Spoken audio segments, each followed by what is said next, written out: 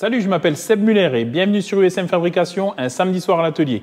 Alors, on pourrait être chez nous, là, tranquille, un samedi soir, après avoir bossé comme des chiens toute la semaine, un samedi soir, 19 h, avoir un petit apéro chez nous, tranquille. Et non, nous, on fait des vidéos. On va vous parler du Subito aujourd'hui, un instrument de contrôle que j'adore, que j'utilise quasiment quotidiennement. Et il est très méconnu en fait dans le milieu de l'usinage. Il y a peu de personnes qui l'utilisent. On utilise la plupart du temps un alésomètre ou palmaire intérieur. Voilà, c'est ce que 95% des gens dans l'usinage utilisent pour mesurer des alésages. Alors pourquoi? Parce que déjà, c'est bon marché, c'est facile à mettre en œuvre. Mais ce petit instrument de contrôle, il est bourré de défauts. Voilà. Il est bourré de défauts. On en parlera un petit peu plus en détail tout à l'heure. Alors moi, je conseille pour ceux qui sont à fond dans l'usinage et qui ont leur propre société ou même qui travaillent dans des sociétés où vous faites de la précision, je vous conseille d'investir dans des Subito. Voilà. Alors, on va approcher la caméra et puis on va en parler d'un peu plus près. On va voir le fonctionnement et on va surtout voir les avantages et aussi les inconvénients. Voilà les amis, comment ça se présente. Donc moi j'ai acheté 3 modèles de Subito qui vont couvrir une grande amplitude de mesure, je dirais. Donc j'ai le 18-35.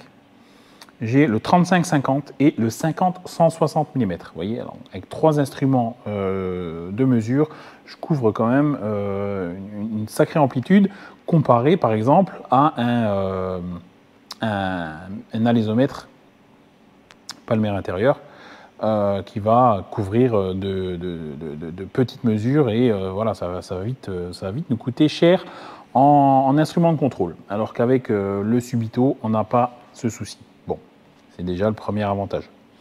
Alors ça se présente comme ça. Bon là par contre ça va être un petit désavantage parce que c'est vrai que la mise en œuvre elle est pas aussi facile que le 3 points, malheureusement. Donc vous avez le bras dans lequel vient s'insérer donc plusieurs piges qu'on voit là, vous voyez, en fonction de ce que vous avez mesuré, 35, 40, 45 et 50 mm. Voilà. Donc nous on prend la petite pige de mesure 35 mm qu'on va insérer là et on vient visser simplement l'écrou de blocage par-dessus. Bon, là, rien de très compliqué. Ce sera pour mesurer du 35. Si on a du 36,5 ou 37 à mesurer, on va, en fait, de 35 à 40, vous voyez, on va y insérer ces petites entretoises que je vais vous sortir direct. Excusez-moi, j'ai des gros doigts. J'ai du mal. Je t'entends rire. Voilà, donc en fait on a ces piges là de différentes épaisseurs qui vont nous permettre de mesurer de 35 à 40 mm. Là, avec cette pige là par exemple, je vais mesurer, vous voyez j'ai un petit débattement là de 2 mm, je vais mesurer jusqu'à 37, pas plus. Après il va falloir que j'intercale. Alors c'est sûr c'est un petit peu fastidieux, j'avoue. Par exemple pour mesurer du 39-40, voilà, je vais devoir prendre l'entretoise la plus épaisse que je viens intercaler là et que je viens à nouveau visser l'ensemble. Voilà. Et là, donc j'aurai une plus grande amplitude pour la mesure.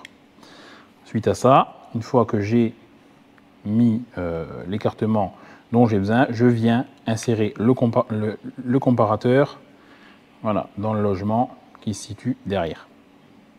Voilà pour le montage déjà. Là, on ne l'a pas réglé encore. Il est juste monté. Et il va falloir le calibrer pour la mesure qu'on a besoin de réaliser. Bon, maintenant, je vais vous montrer la technique école, on va dire, entre guillemets, de réglage pour le Subito. Donc, on va vous apprendre à faire ça avec une bague de contrôle. Alors ça, c'est la vraie version de réglage. Mais vous comprenez que vu l'amplitude qu'on a, on ne peut pas avoir une bague de contrôle pour chaque plage de réglage. Donc on utilisera une technique d'atelier, hein, comme je dis toujours, qui marche super bien et qui va vous faire économiser un petit peu d'argent parce que vous ne serez pas obligé de vous commander toutes les bagues de contrôle ou alors de les fabriquer vous-même. Bon, mais on va déjà voir dans un premier temps comment régler efficacement votre Subito avec la méthode école. Alors ça, c'est un diamètre 35 d'une bague de contrôle de Palmer. Donc, admettons que je veux mesurer un alésage de 35.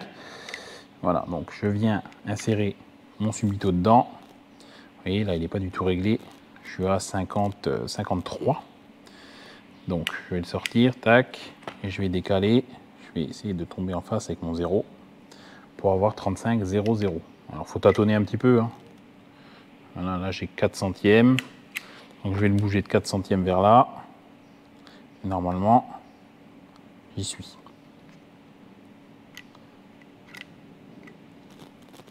Voilà. Là, j'ai quelques micros en plus, hein. Mais on est pas mal. Si, admettons, votre tolérance, vous voulez mettre 35,02, vous le décalez tout simplement de 2 centièmes. Comme ça vous donnera la tolérance maximum. Le truc qu'il faut savoir, c'est que si vous voulez 35,02, il faudra, alors ça c'est un petit peu chiant avec le Subito, c'est qu'il faudra le décaler donc de 2 centièmes vers là. Voilà. Donc, regardez. Voilà. Ce sera, là j'ai 35 moins 1 centième. Je pourrais le bouger encore d'un petit centième, hein. Mais il faut lire à l'envers, hein. Je ne sais pas si vous comprenez bien ce que je dis, mais il faut lire le Subito à l'envers pour les cotes. C'est-à-dire qu'en fait, votre plus 2, ce sera moins 2. Voilà. Donc là, je suis à 35,0. Si je veux avoir 35,02 dans mon alésage, il faudra que, vous voyez là, je suis à 0,2 par exemple. Là, je suis à 35,0. Ça vous permet en fait vraiment de jauger la cote que vous voulez trouver. Ce qui est bien avec un Subito aussi, c'est que ça va vous mesurer l'ovalité. Vous pouvez tourner donc la bague de contrôle d'un quart de tour. Vous montrera, le Subito vous montrera directement si votre pièce est ovale ou non. Parce qu'en fait, c'est un 2 points. Ça vient prendre votre cote ici et là. Donc, vraiment, la cote mesurée aux 2 points. Voilà. Donc ça, c'est le réglage école. OK. Maintenant, si, admettons, j'ai une cote de diamètre 37 à mesurer, je vais vous montrer la technique pour régler une cote de 37 mm. Alors voilà, la technique qui est vraiment utilisée dans les ateliers pour régler les Subito, ça va être le réglage au micromètre extérieur. Tout simplement, ça va vous permettre de régler exactement les diamètres que vous voulez, hein, sans forcément avoir une bague dédiée, quoi. Donc si vous voulez par exemple mesurer un 37,28, vous réglez 37,28 sur votre micromètre et vous venez l'étalonner avec le Subito. Alors c'est un petit peu, c'est fastidieux, hein, c'est sûr, hein.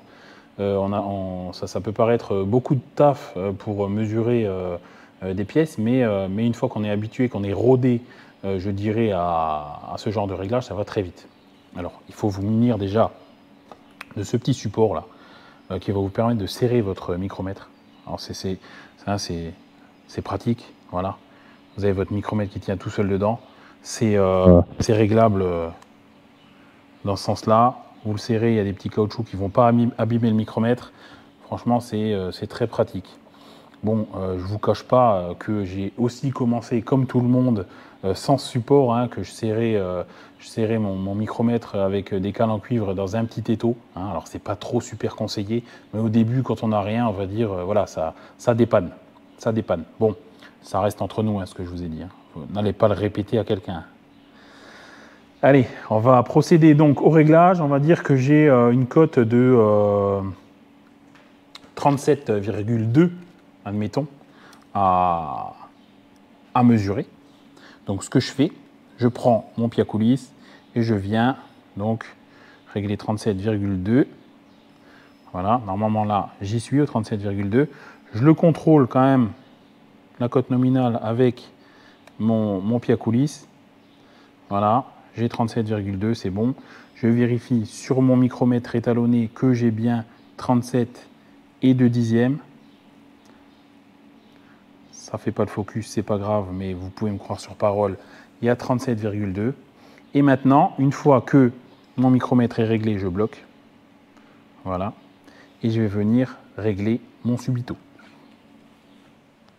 Alors, pour mesurer ma cote de 37,2, donc j'ai pris la première jauge qui va de 35 à 40. J'ai des petites cales d'épaisseur 0,5, 1, 2 et 3.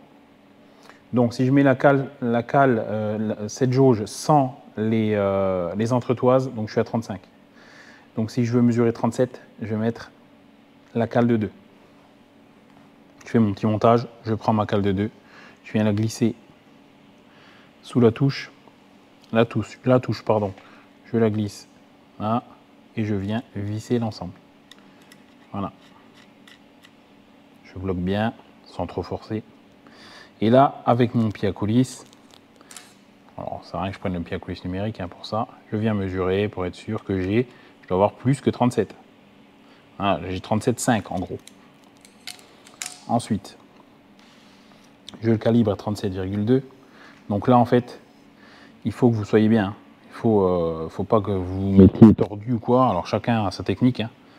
Moi, je me mets toujours donc comme ça. Fais peut-être le tour. Vas-y, vas-y. Voilà. Donc je viens tout simplement, voilà, comme ça. Et là, il faut le calibrer. Donc là que je vois, je suis sur 80. Donc je vais bouger de 2 dixièmes, en gros. Tac. Voilà. Je vous dis, c'est un petit peu fastidieux à régler. Ça va peut-être vous décourager, mais et là, je suis pas mal. Là. Voilà. Donc là, j'ai un réglage parfait à 37,2 mm. Maintenant, peu importe ce que je vais faire, donc bon, faut pas le laisser tomber tout, mon subito est réglé. Quand je vais alaiser une pièce, mon 37,2, j'aurai juste à le glisser dans l'alésage, à faire mouvement de va-et-vient là, vous voyez, gauche, haut, bas, et il vous indiquera la cote à 100%. Il n'y a pas de triche possible et c'est entre guillemets de l'ultra précision. Voilà. Manuel. Après, bien sûr, si vous avez un palper 3D ou un banc de mesure, ce sera toujours plus précis que ça. Mais dans un atelier, un outillage comme ça, c'est super efficace.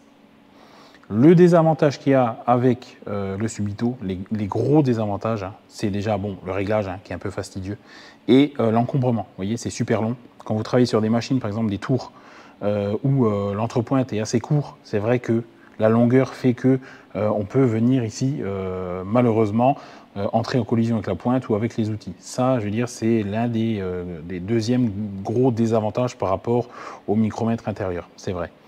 Et la fragilité aussi. Je pense que si on le fait tomber 3-4 fois, la partie avant, là, elle a vite fait de se casser, malheureusement.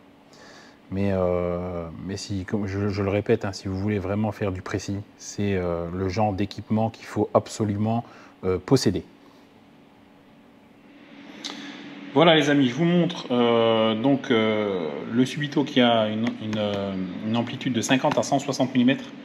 Donc c'est vrai que vous en achetez un comme ça, vous pouvez mesurer de 50 à 160 mm. C'est quand même, je veux dire, c'est quand même super quoi.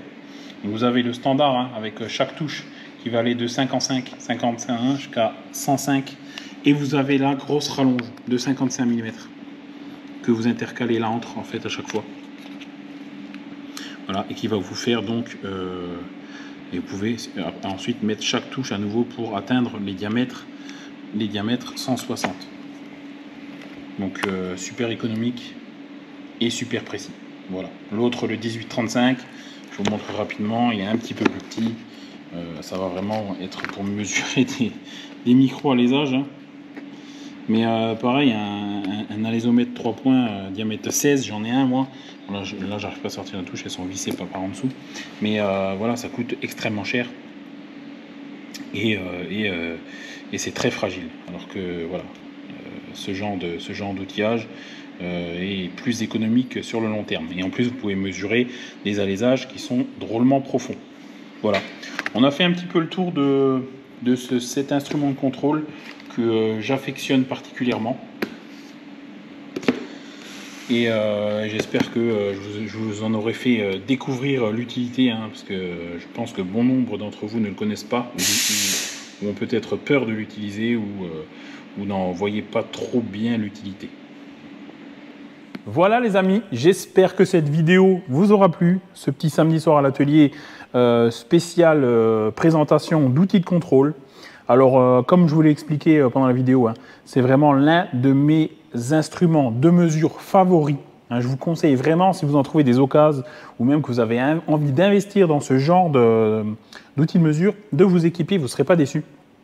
Alors c'est sûr, c'est un coup de main à prendre, hein, pour pouvoir l'utiliser, mais une fois que vous l'avez bien en main, très honnêtement, vous ne pourrez plus vous en passer. Voilà. Et comme je vous le disais pendant la vidéo, avec cet instrument-là, il n'y a pas possibilité du tout de tricher et de se mentir à soi-même. Voilà, ce qu'on fait souvent, ce qu'on a tous fait. Ne me mentez pas, ce qu'on a tous fait avec ce petit 3 points. Voilà, on a forcé sur la cote, on a trouvé 1 centime de plus. On n'a pas trop forcé parce qu'on avait déjà flingué la cote. Oh, 2 centièmes de moins. Non, la pièce est dans les tolérances, hein, chef. Hein. On l'a tous fait. On l'a tous fait et je l'ai fait aussi. Voilà. Bon, en tout cas, j'espère que ce format de un samedi soir à l'atelier vous plaît. On essaye d'en faire un tous les 15 jours. On fait du mieux qu'on peut. Entre-temps, je vous balance encore des vidéos de fabrication et des tutos. D'ailleurs, les amis, si vous voulez qu'on discute de choses bien précises, n'hésitez pas en commentaire à me dire de quoi vous voulez qu'on discute, ce que vous voulez que je teste, ce que je voulais que je vous montre. Voilà, les tutos, tout ça, n'hésitez pas. Je suis là pour ça. Ça me fait super plaisir de vous apprendre ce merveilleux métier. Je vous souhaite une bonne soirée et je vous dis à la prochaine. À plus!